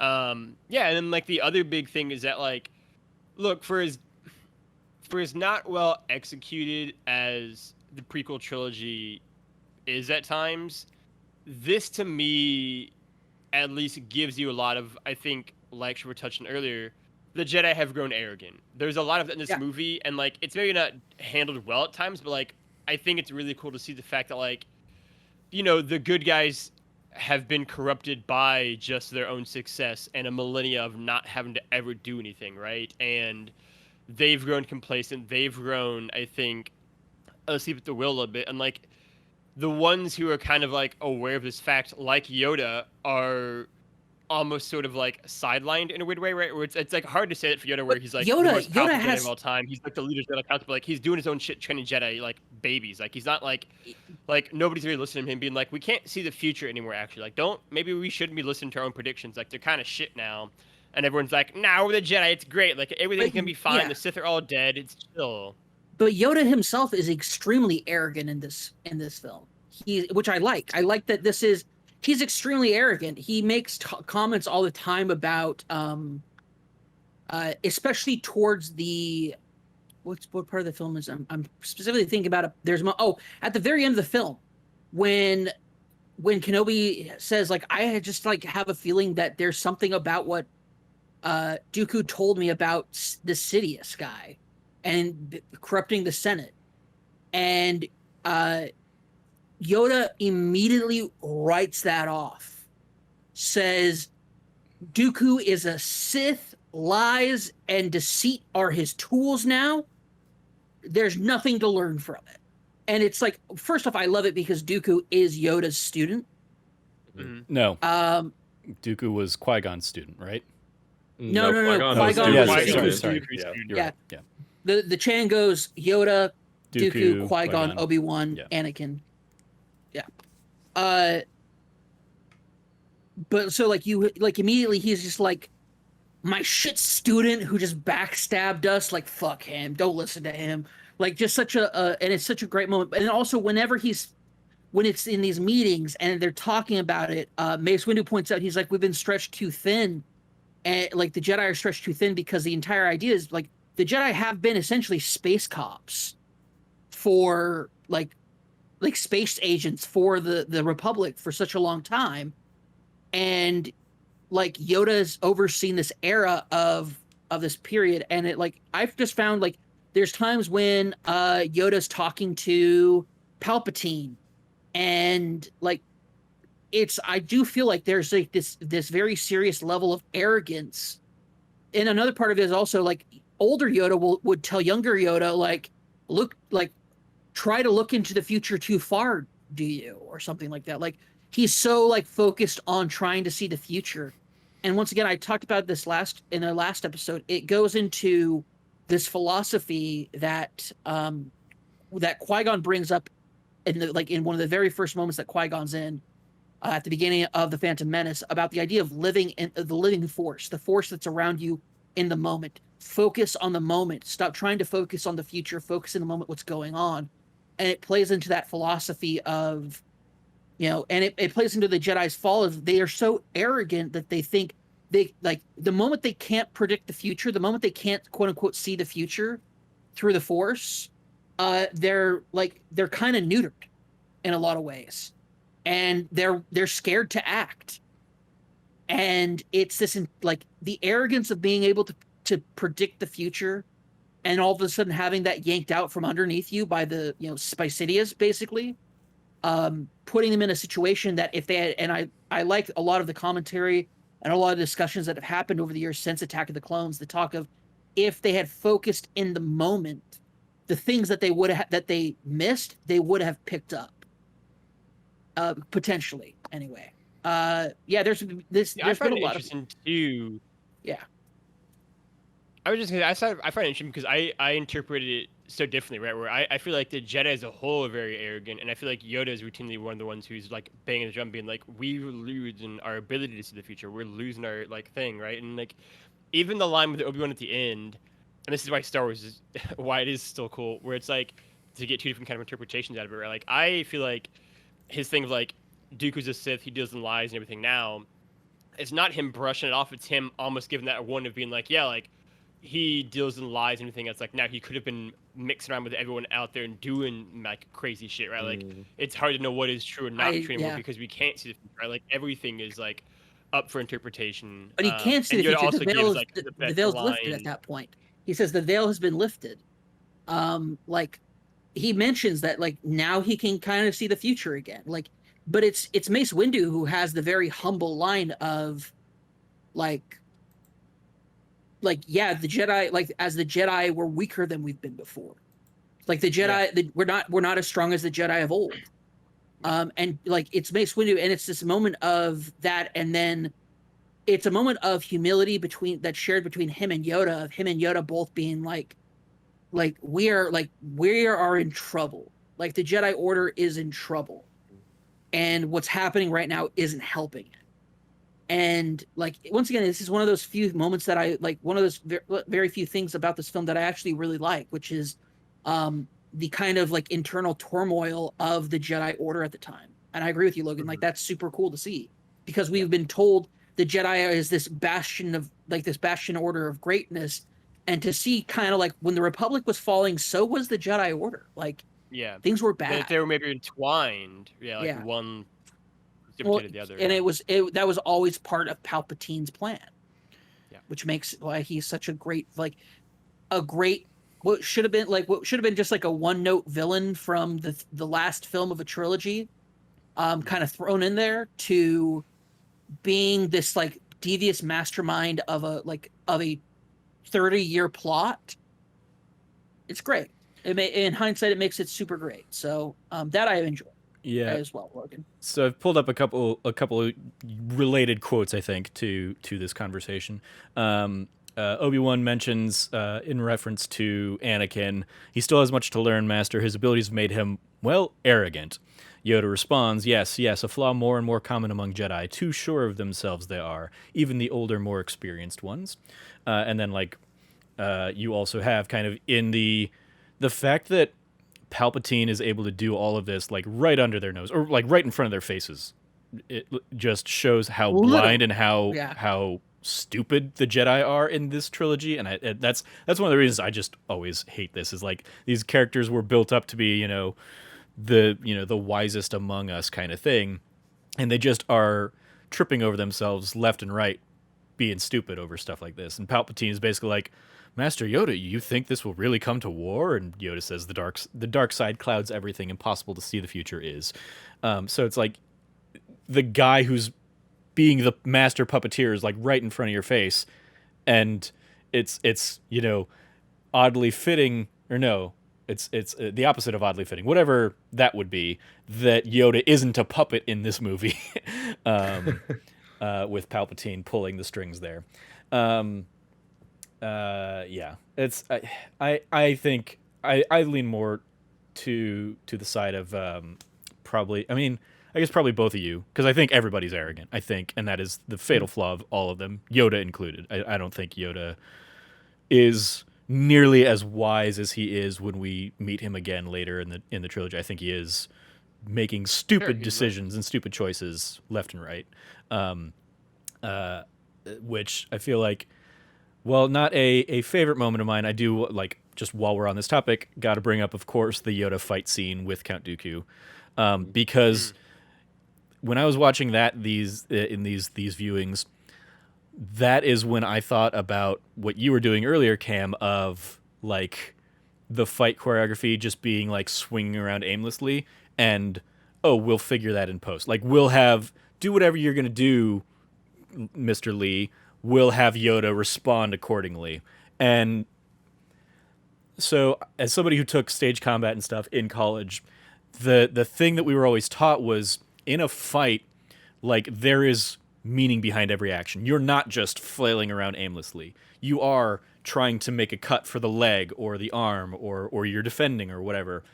And watching this trilogy, that's where those things don't exist.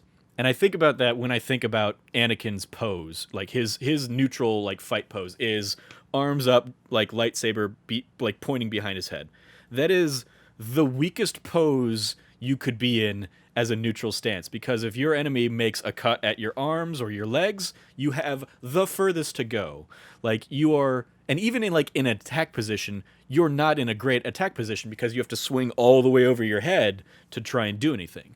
So it's just like, it looks cool, and if you have a well choreographed fight, like, you'll mask how none of those attacks are actually aiming for anything. But it's just, it like hurts my fight choreographer's soul when I watch these things now, because it's like, yes, I loved them when I was growing up, but now I'm just like, but what's he, like, in each of those moments, what's he aiming at? Oh, you're just trying to make it go quickly enough that we can't actually pay attention, and we can't actually, like, gauge what the actual target is in moment to moment, like, sequences like that. Which is why, like, I mean, the slower stuff of the original trilogy ends up being way more impactful, because you can see what Vader is trying to cut at, or what Luke is trying to cut at.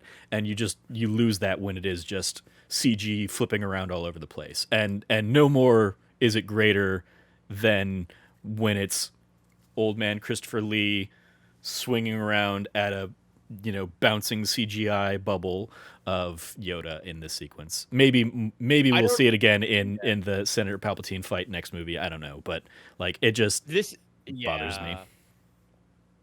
I really want to latch onto that, because this, I think the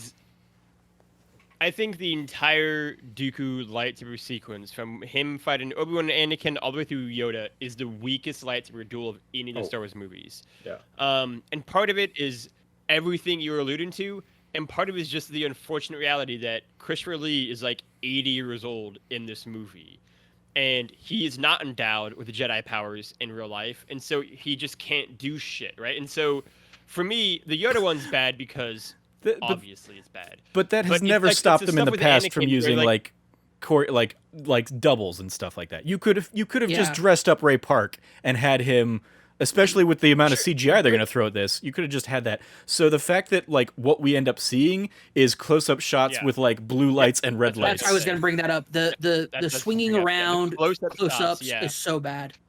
I wanted to say also, they've hidden the light thing, so like it's all dark, so all you can see is lightsaber, so you can't see faces and just see like things. Yeah, it's all bad. All of that is bad. Yeah. So I was on my phone looking up something very specifically, because when we were talking about this, but in the original trilogy, the fight choreography was directed by Bob Anderson.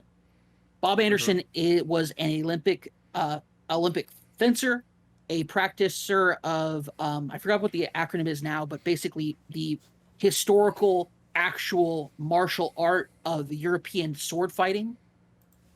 He is behind the greatest sword fight scenes of all time in regards to duels. I'm talking about Princess Bride between Inigo Montoya and the Man in Black.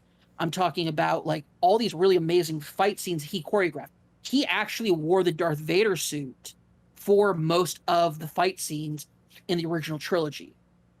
He trained Viggo, like he trained the Lord of the Rings character like actors. He did so much for. He did the fights for Die Another Day. Bring that back up in the episode. Yeah, he's just such an incredible they have great fight scenes. They have a great sword fight in that movie.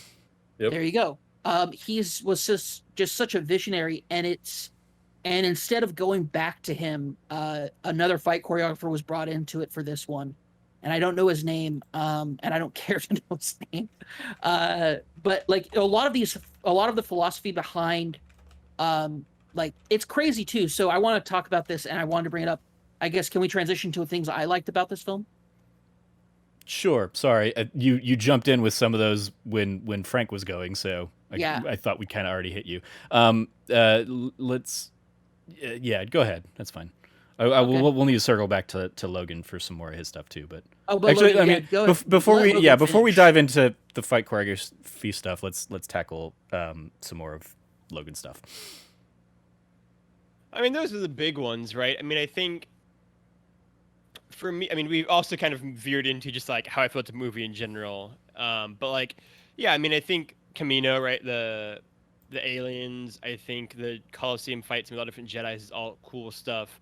I think I don't like the lightsaber duel. I think on one hand it's cool to see Yoda be dope as shit and doing cool things. I like the idea behind that. But I think the best part of the duel between Yoda and Dooku is when they're just using the Force against one another and showing why Yoda has basically like graduated to a level where like he doesn't need to use a lightsaber. He's so powerful. He is just like 100% Force that like he can just do whatever he wants. Like he never needs to do anything a lightsaber anymore, right? Like he just doesn't need that. It's just like a weird thing for him to have to like bound around. Like and like back when he was like 800 years younger, it'd have been cool to see him like do that stuff. But now it's like, nah, he is Yoda. Like he can do whatever the fuck he wants. Like he's no reason to ever like hop around now. Like he can just do like snap his fingers and like vaporize a person probably. Like it's chill. Like I liked the like back and forth like force ball fight with them way more than them actually fighting with the lightsabers. Yeah, the trivia on that, the fight between Yoda and Count Dooku was originally envisioned quite differently. Originally, Yoda was to come in and immediately have the fight with Dooku, but many of the creative team felt it was too quick a transition for Yoda, and the audience needed to feel the power of good and evil fighting against each other. So George Lucas added the preamble to the fight with the blue lightning and rock falls because it showed how powerful Yoda was. The lightsaber battle was a culmination of all that energy. There was also footage shot of Dooku using either Obi-Wan or Anakin's lightsaber in addition to his own against Yoda, but those moves did not make the final cut. And yeah, that like it's weird knowing that because like they have that sequence and after they've shown all of these incredible abilities, Dooku's like, well, we must end this with our best tool or our best weapon or whatever like the line is, and now you go down to a lightsaber fight. It's like, actually, the lightning that you were shooting at each other and the telekinesis that you were using, way cooler than a sword fight. Even if it is laser swords, like it's actually a step down action-wise. So it's like it's almost I would say like the fight should have actually progressed the other way. It should have started with like a lightsaber duel, and when Dooku can't get the job done, that's when he resorts to throwing lightning balls or bringing taking the stuff. And so it feels like it was a disjointed and like this wasn't the original plan. And so, well, we already shot that and we can't throw in this stuff after the fact because of where these characters end up. So we have to do this stuff beforehand now, even if it doesn't actually make sense. And it's just like, it's a weakness to that. Throw it back over to you, Cam. Logan, do you have anything else you want to mention? Nope. Okay. I mean, my final thoughts would just be like giving the final review at this point. All right, cool. There are things I liked in this movie. The number one thing I will say is that Attack of the Clones, and Logan kind of mentioned it earlier, the amount of expanded universe that bounced out of this film is insane. Like just absolutely bonkers insane when you actually like, look at like in the 3 years between this film and Revenge of the Sith, the amount of like expanded universe product that got pushed out is insane. And I think is I like most of it's good. Most of it is actually great. From this fight scene that has so many problems with it with the lightsaber combat came what is now like still considered like the canonized lightsaber sword forms. Prior to this, it was kind of like up in the air, but what they did for after this lightsaber fight, because Count Dooku fights completely different than we've ever seen anybody fight with his curved lightsaber, the way that he's fighting it like he's doing a classic dueling style is so different from what we've seen before. So they're like, well, okay, what kind of form is that? And the 7 lightsaber forms that spawned out of it after studying people like writers and authors and artists studied the lightsaber combat of all 5 films before this are before Revenge of the Sith, and the way they studied and looked over it and then said, okay, well at this time he's using this, and then like breaking down narratively the logic of, well, why did Obi-Wan stop using the Form 4 Ataru that he used with Qui-Gon Jinn and started using a more defensive form like Ceresu? And so the narrative pieces that fell into that are so great. And the origin of each form and how it actually and it's actually a timeline of how combat changed, not just for the Jedi, but for the galaxy as a whole, as they evolved past saber fighting into blaster fighting and all of that. There's so much stuff that came out of this film that is so unbelievably cool and just awesome beyond like just so beyond anything else. And I absolutely love it. Another thing I love is like I mentioned earlier with Christopher Lee. Christopher Lee is such a phenomenal actor, and he delivers such an incredible performance off of a paper thin what would have otherwise been such a paper thin character. And he brings such gravitas and such incredible moments. And I love the scene when they're still trying to play up, oh, I'm not actually a bad guy, hee. Count Dooku moments with him and Obi-Wan, that moment where he's like, you're like, oh, here comes the bad guy interrogation. And instead it's like I'm really sad that you and I never got to meet before now, because like your master, the guy who's a father to you, spoke so high, like used to talk about you all the time. And like comes off like much more of like a like older relative that you're meeting for the first time, and kind of like just like, I understand, like like if Qui-Gon was here, he would already have seen what I've seen. The corruption in the Senate, like Darth Sidious is involved, like all this stuff that he lays out, like it's such a great delivery. And I'm really upset that the writing in that scene from Obi-Wan's part is so generic and repetitive. It's bad. It's so repetitive and bad.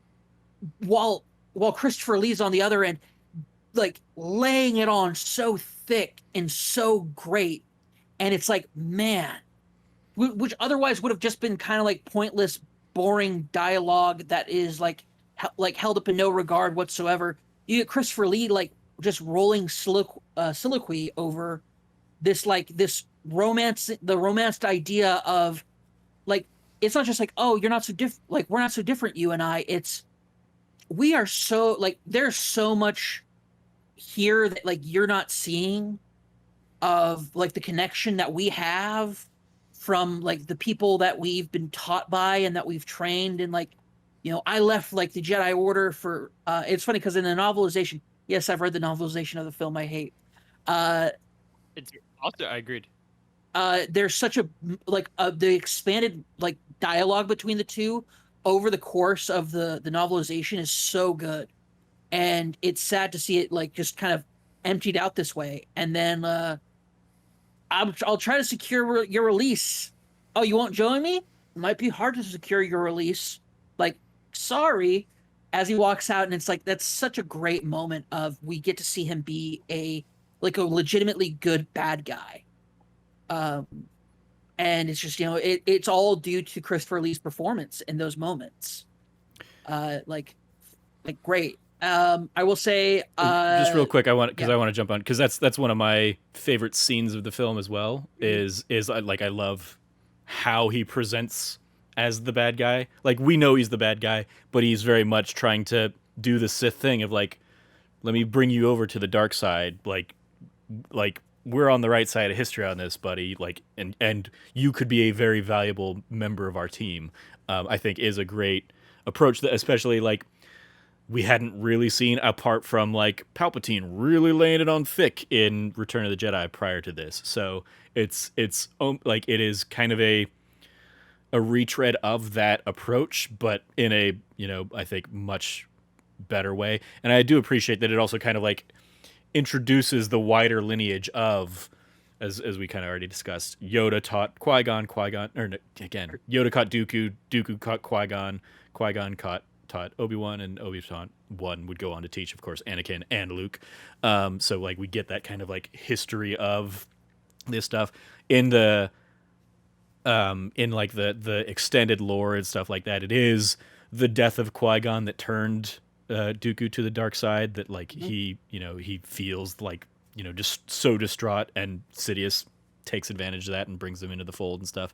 One of my just kind of like bouncing off of that, one of my all-time favorite Clone Wars episodes is effectively like Dooku and Obi-Wan, and I think Anakin's in there as well, like all get caught by like, I think Cad Bane is the bounty hunter. Yeah. And they basically like it's almost like a role reversal where they're all like in the same kind of manacles that Obi-Wan is in this in the movie, and they basically have to team up and work together to escape this. And it very much kind of echoes a lot of this scene in particular, and that's just what I thought of. I thought of like, oh, when Star Wars will do this even better in the Clone Wars, that's what I was thinking of this time around. Yeah. Back to you, Cameron. Yeah, and honestly, there are like, I want to give another shout out to Natalie Portman. She runs the scenes she's in this film. In the last film, she's such a I feel like she's so much of a weaker character, but in this film, she's so confident. She brings such a like an actual authority to Senator Amidala, where there's that awesome scene. Like, she does it, she's awesome in it. Hayden Christensen's not so awesome in it, but when they're talking to the Queen, and she says, "I'm like, where are you going to go to stay safe?" "Well, I'm going to go to one of those like one of the more rural areas of Naboo." And Anakin's doing but I'm in charge of security. And she just looks at him and she goes, and she just like shuts him up with she shuts him down first, and he gets offended because she's like, yeah. "Oh, Anakin's just a Padawan still." Oh, so that's right. So like, I'll actually be making, and then he gets like, "Excuse me, milady, but no, you like, I'm running security duty," and it's like, she shuts him down. Yeah. So good, and I just love her in this film. And then the last thing I think I'm gonna give a shout out is to the diner scene. I'm joking. I'm not giving a shout out to the diner scene. I laughed when it came up finally, and also I will add, I was gonna bring it up. That scene goes completely like, I don't remember it. Apparently, like, I don't remember that scene at all. Apparently, like, watching it was like watching it for the first time. Mm-hmm. Like, it is the most out of place scene in all of the Star Wars films. It's so out of place. So one little thing I did that I will give a nod to in that scene that I appreciated is the droid that is like the waitress, the diner waitress, is effectively the same droid model that is the flight attendant on Star Tours in Disneyland. Oh, that's awesome! I never knew that. That's awesome. Yeah, what's it? Not C.J. Craig, but that actress, Allison Janney. Like, she voices the Star Tours guide, and yeah, it's pretty much the same design. I was like, oh, that's a fun little tie-in, in the broader universe. But yeah, that's something that we all love, scene in general, it's like, okay, like, this is a really skeezy diner, and like, Dex is like wearing a tank top that's not even like covering his belly, and he's like pulling up his pants and stuff with that, with like his extra arms and stuff. It's just like, what? Like, this is another thing where it's like, this is clearly visually designed to get like little chuckles out of kids, but then yeah, like the actual dialogue of that scene leads to this like idea that Obi-Wan ran kind of in with like the mercenary crews and stuff in his younger days, and Dex is like from that past, and that's why he's going to see like Dex is like his, you know, he's basically like a confidential informant in, you A know, little bit, yeah. you know, your cop dramas and stuff like that. So Dax plays a more important role in like the Young Obi-Wan novel series, because young Obi-Wan is like he and Qui-Gon spend a lot of their time on Coruscant, and so there's an entire like thing about Obi-Wan's like personal journey where he runs, like he does kind of run with a lower crowd. At one point he quote unquote leaves the Jedi Order. He like Qui-Gon never reports that he's left, but you know, he breaks off with Qui-Gon and kind of runs a little wild for a little while. So like I like, as somebody who read those novels in between episode 1 and 2, I was like, oh, okay, cool. But like the diner scene as a whole just like doesn't fit. Yeah. I'm trying to think. Was there another thing that I was gonna give a shout out to? Oh, so one of the things one of the other few things I like about this movie is the ship designs. Mhm. So I love Dooku's ship, the Oh, sailor. The sailor that Yeah. is a camouflage. Yeah. Yeah. That's So like a cool, interesting design that it looks like nothing else we've seen in universe. Mhm. And then I also like the idea that Obi-Wan's ship is not designed for for hyperspace travel, and so like he has The ring? basically the ring that they've built that can help kind of supplement these smaller fighters and stuff like that to get him out there. So I like that.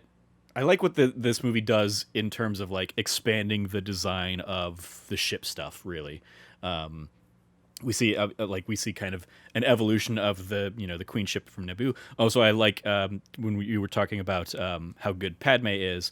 I also want to give a shout out to like Anakin gets orders to protect Padme, and Padme says, "Well, your orders are to protect me, and I'm going to go to Geonosis, so I guess you have to follow, eh?" Like the fact that she thinks of that and Anakin doesn't. Anakin's just, again, a stupid character in this movie, as well as just a terrible character, having, previously just murdered a whole bunch of Tusken Raiders. So yeah, and then He's just a sociopath. It's creepy and weird. yeah, and then there I mean, we don't spend a ton of time there, but I do like just this weird like nostalgia of being at the Skywalker homestead. Years before we would return in A New Hope, and like Completely underutilized. him being in the same in the same garage that we will later see Luke in, and it's as dumb as it is, it's a nice way to bring C-3PO into the fold here. And kind of get him along with R2-D2 for the rest of the series and stuff like that. So yeah, those I think were the few things I want to highlight. But yeah, there's just a lot of this that I did not. I had an idea during this moment, during that scene where he's like, "Oh, I guess I'm your stepbrother. Hey, like it's like your mom talked about you all the time. Yada yada." I thought it would have been a lot cooler if would have worked a lot better in kind of establishing an actual relationship between him and Owen, is if he said, "Well, how are you gonna follow you're gonna follow the Tusken Raiders? How you don't?" And he goes, and Anakin might be like, "Oh, I'll have to go back and get a speeder," and it would be really awesome if Owen was like, "You don't need to go back and get a speeder." Opens up his garage and there's Luke's speeder. I think it is there. I think you see it in the background. But you don't get would have been if he's like, "Hey, and don't worry, I was I was one of the 4 people who came back. Hop in, we'll go out." And for him to basically be the driver / helping him scout out, and over the course of however many days they're out there, you can tell there's a sort of camaraderie. That would have been cool to be yeah, they didn't really get a chance to be brothers, but it would have been cool if they were. Also, it would have been cool if they did more to show that because the guy who plays Lars just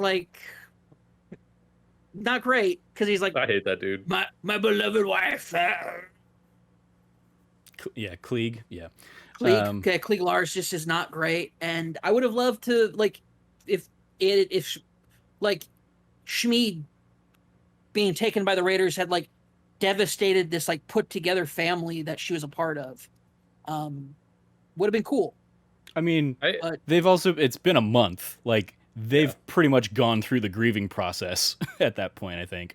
And clearly the one guy, lost his leg basically doing it. So it's, I mean, there's a whole bunch of half-baked stuff. there's so many things I would have done differently in this film. I shouldn't have brought that up. Sorry, guys. Yeah. I just, there's so much while watching this film. I'm like, I would have done this so differently. All right. Which is like just armchair quarterbacking a film, which is dumb. We've ragged on it enough, and we at least tried to highlight some of our favorite moments. So let us dive into the report card. Let's grade this thing. Once again, as always. We saw Watto again. Like that we saw Watto again. Yeah. There you go. Always love more Watto. And he's down on his luck. Times have been tough since he lost Anakin, pretty much. Got flies literally flying around his head because of how to show how destitute he is. That was good to your mother, Annie. Yeah. It's not even a thing he says. I just love that's something Greg Miller's put out into the universe, and that's now an accepted thing that people just assume Watto says. I expected Watto to say it. Yeah. I expected Watto to say he it. would say. Exactly. Like, Annie, your mother, I was good to you and your mother. I expected him to say that. He never said anything about that. And I was like, did Greg Miller? Yeah, Greg Miller just made that up and put that out into the universe. Like, how great is that? Anyway. Logan, I will give you a chance to revise what we have down for your thoughts on Phantom Menace, your grade from last week. You can't go any higher. I'm sorry. Because we gave it an A+ for you last week because of how much you love your midichlorians. So, would you like to change your mind and give it an actual grade? I mean, give it a new grade? Yeah, I would give Phantom Menace a C. I think that's a totally fair grade for it. I Falls would have in line it with the ranked rest of us. number 4 personally. Yeah. That's where I would put it. I think it's, we'll get to it in a second. I think it's better than Attack of the Clones. I think Phantom Menace is, if anything, made better by the movie that comes directly after it. I would give it a C and put it number 4 for me. Yeah. I'm pulling up the quote because I'm like, wait, doesn't Watto say something about? Nope. That does seem to be a Greg Millerism, entirely. Anyway, so C, that falls in line with Frank gave it a C. Cameron was the highest on Phantom Menace last week with a B-. I gave it a C-, and then you are joining in with a C. So let's grade this bad boy. Who wants to go first grading this Attack of the Clones monstrosity? I'll go first. Okay. And it'll still be my last word on it. It is a D-. Okay. D-. Yep. Okay. Any rationale? Like that's it'd be that an is F if it, two full letter grades down from Attack of the Clones. Or from Phantom Menace. I did not realize how much you liked Phantom Menace, really, I guess. Phantom Menace is, I'll spoil it, it's my favorite prequel. Okay. Really? Yeah, I'm in that part of it. I told you guys, I was a weird 10-year-old kid who loved politics, so like it I fit get the that part. You don't have to explain that to me. It fit the bag for me, man. Like it was doing stuff that I liked. And like, one of my favorite Jedi characters is Qui-Gon Jinn. Like it just hits a lot of boxes that are very He's fine. like it just hits so many like just standard like the boxes that it hits for me are more boxes that get hit than in the other two films. So yeah, that's why it's so high for me. I will say that this one gets 2 full letter grades down because I'd give it an F if it wasn't for the fact that there are those things that I really love about this film. Like Christopher Lee almost single-handedly pulled this film from being an F. Just because like he's so great. And like I would give it a D+, but or I would give it a D or even a D+ if like for all the memes, but then I had to actually rewatch this film. And like I don't find those memes funny anymore. I'll put it out there. It ruined some memes for me. I don't like those memes anymore. I tried looking up memes about the sand and all that stuff, and it doesn't fit. It doesn't work for me anymore. Like this feels re-traumatized me. All right, I feel like I got to give it a couple extra points if it has destroyed a couple memes for Cameron, because that means I don't have to see Cameron using those memes in the world anymore. Frank, how about Fair. you? I was debating on what to give this one because I was possibly thinking about giving it a higher grade than I am, but I think I am going to go with a D as well, just regular D. Like I was debating on like because I gave Phantom Menace a C, and so I was debating like maybe just like C minus because there is some things in this movie like we've talked about that we kind of like, and I think Logan had a great shout out, and even Cam too, with like there's a lot of extended universe stuff in here that's really cool that we just get to see a cool person or like a cool assassin, or even Kit Fisto's a great call out because like Kit Fisto even as a kid that was my dude. Like that was my Dude Boba fucking Fett is a rocked. green guy in Yeah. the background Yeah. that doesn't do anything, but we just know he Absolutely. rocks. Yep. Like he kills. Not the Clone Wars, but Clone Wars, the follow-up animated show. Kit Fisto has an awesome underwater battle scene. It's so great. Yeah. Once again, awesome stuff from the expanded universe that we get from this film. One of the reasons it's not in F- territory. Yeah. And but so that's what kind of like wanted to almost bring it up for me. And Cam also has a good point where Christopher Lee is great in this movie. I didn't touch on it too much, but like as a kid, Dooku didn't really mean anything to me. Like he was just an older dude, and he wasn't as cool as Darth Maul, basically. But Yeah. as an adult watching this, I'm like, holy shit, he's so good. And like I kind of agree with even what Cam was saying, where like then all the other dialogue they put him against kind of lowers everything back down again. But like yeah, so I think I'm just gonna stick at D, but I think there is some little things that stuck out to me rewatching it where I'm like, that's pretty cool, or like that's I like that. Cool. Logan? I've thought about this since we first had the podcast. I've kind of been bouncing back and forth on what I want to give the movie. Certainly, the more important question is where I rank it, and I rank it fifth. It is the worst one we've seen so far. That it is the bottom ranking for that.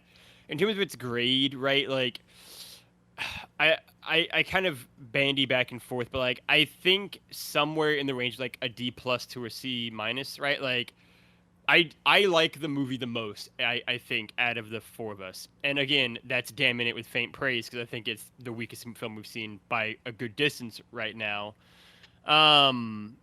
Ultimately, I feel like this is one where like you could ask me in a day and I'd say a D plus to a C minus because like what does that even mean in our make believe world? But I'll say a D plus, just to kind of make it a fun thing for the show's name. But you ask me another day and I could say a C minus. Yeah, I'm with you on that. I it's a D plus for me as well. More so just to tie into the name of the show than anything else. Oh, Like yeah. I almost did the same thing too. it's I actually almost did the same thing too. it's okay. Let's do it, Cam. Let's just everybody Just- D No. plus. No, this film does not deserve that. Cameron doesn't want to give it a few extra points. Yeah, like I It doesn't deserve it. specifically when we were thinking about or when we were ranking Phantom Menace last week, that was why I landed on a C minus for Phantom Menace because I was like, I know at least one movie is going to be a little bit worse than this one. So yeah, Attack of the Clones gets a D plus for me, and it is one that, like, I mean, if we hadn't spent the last half hour trying to like highlight the good moments of this, like your Christopher Lee, like some of the spaceship design stuff, and some of the ideas that like the expanded canon gets brought out, it would be even lower than a D plus for me, borderline F territory. But at the end of the day, there is still some fun Star Wars stuff to it. Yes, it is not a good Star Wars movie, but it's not a terrible Star Wars movie either. Agreed. So D plus for me. Yep. But it sounds like we're probably all in agreement that this is bottom of the barrel below Phantom Menace. Yep, Number 100%. 5 on our current ranking, which puts the ranking at number 5, Attack of the Clones, number 4, The Phantom Menace, number 3, A New Hope, number 2, Empire Strikes Back, and number 1, Return of the Jedi. So I am curious because I wasn't here last week. Did anyone rank Phantom Menace above any of the other three? We haven't been doing Okay. personalized rankings. I think that's something we'll circle back around to like at the end, because apart from I was like just curious, doing yeah. the grades, no, like Phantom Menace was in C territory for all of us. Okay. Okay. So and then like except for Cam, who gave it a B minus. So yeah, everybody here giving this one D's across the board, because it's definitely one that if you had asked me a few years ago, I would have thought back to, well, when I tried to watch the Blu-ray, I didn't even get to Attack of the Clones. So Phantom Menace is one that I've long said is probably the worst of the original trilogy. But like actually sitting down and watching through them all, I'm just like, Phantom Menace does at least have a couple things to like re-engage with throughout the movie, versus this that is just a huge stretch of like slow to boring to confusing to like just not fun. And then like the action stuff at the end, it's even there, it's like, oh well, they suddenly all became like super generals of like, you know, military combat real quick for not having had to do this for a millennia. So yeah, that's like just lots of confusing decision making in Attack of the Clones that does end up bringing it down below Phantom Menace for me.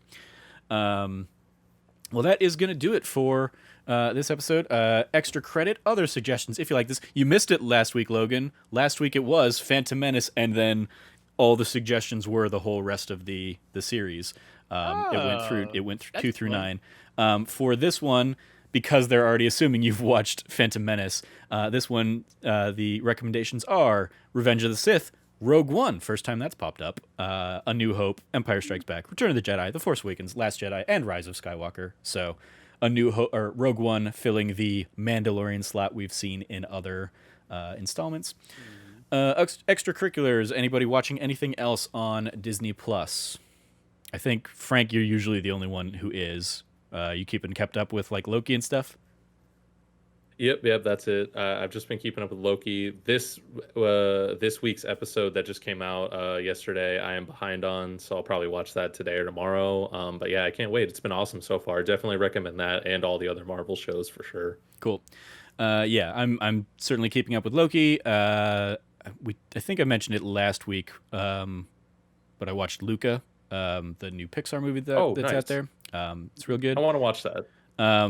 And because we discussed a lot about Camino in this episode, just keeping up with the Bad Batch, there is a lot of Camino kind of tie-in, of course, because it is, you know, that is like a central location of the clone troopers and where their kind of origin is from the Bad Batch. So I think, Logan, that's definitely one worth checking out for you when you are able. And then, yeah, High School Musical, the musical, the series. Still fun. They're doing Beauty and the Beast. It's leading to shenanigans. That's that. Well, that is going to do it for this week's episode of That D Plus Show. Thank you, everybody, for joining me to talk about Star Wars Episode 2, Attack of the Clones. We will be back next week for Revenge of the Sith. And all of the chaos with that, General Grievous. So we'll have to give a shout out to Chloe, and all that, the obligatory Chloe Naylor shout out. You can follow all of us over at That Nerdy Site. You can follow Cameron at Rev Cabot. Anything you want to give some love to there, Cameron? Yeah. Tomorrow we're recording this on the 1st of July. Tomorrow's the 2nd of July, and it is Abrosexual Pride Day. So I want to give a shout out to all the arrows out there. I love you. And yeah, it's my Pride Day, right after Pride Month, which is frustrating, but it is what it is. They just you got a whole month, and then you get an extra day. That's pretty much, yeah. No, it's awesome. It's because it's in the middle of the year, so that's why they give it that. I'm super happy. I was actually trying to put together like a video that just came together, which is fine. But yeah, I just happy Abro Pride Day and happy culmination of Pride Month. It's been great. All right.